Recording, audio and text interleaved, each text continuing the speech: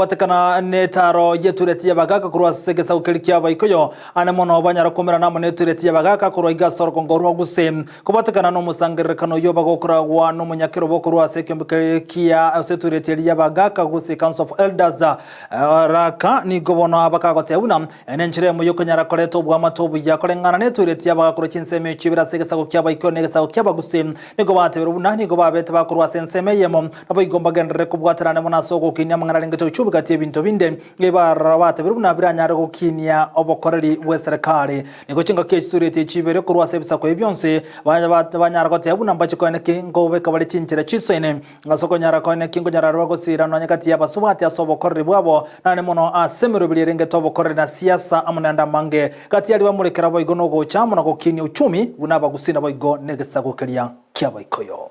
National Chairman Kikuyu Council of Elders.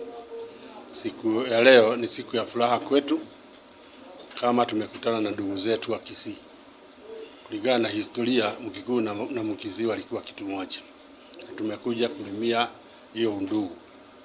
Ile kitu kingine ya muhimu kama wasee, lazima tuwe tunafikiria mbali ya amani ya nchi. Na kwa hivyo tumekutana, tumeongea kwanza tuanze tukiwa ndugu, alafu tuanze kutembea kwa wasee wale wengi. Kwa hivyo kama vile chairman wangu amesema hapa, tutaendelea kukutana na jamii zingine. Tuongeongea habari ya nchi yetu. Sana sana kwa sababu ya watoto wetu. Tumesema kitu kingine, watoto wetu wa Kikuyu na wa Kisii tunataka wakutane, waanze kujadiliana hata wao ili tujue vile wataendelea. Kwa hiyo mkutano wa leo ni mkutano ya madugu na mkutano ya maana sana kwa sababu kwa historia pengine hata vijana wengi hawajui tulikuwa madugu. Leo tumekutana na elders wa Council ya Wakikuyu, na sababu ya kukutana kwetu leo tunataka kufanya kazi yetu kwa pamoja.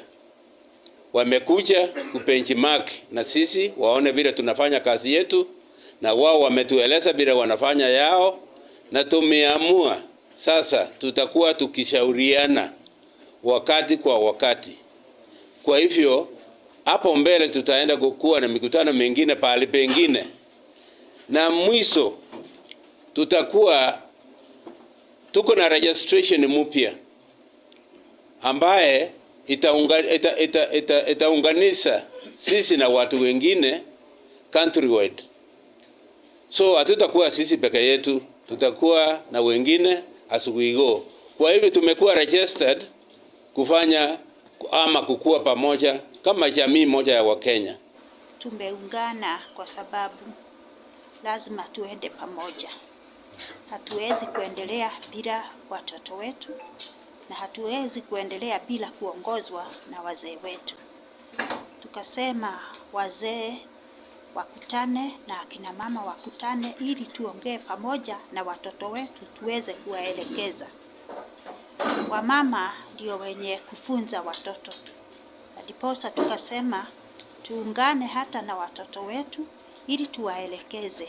Tumeona yale ambayo yametokea Kenya hii na sisi hatutaki mambo yaende blama. Ni kazi yetu sisi kama wenye jamii kuketi na watoto ili tuwaongereshe, ili tuwasikize.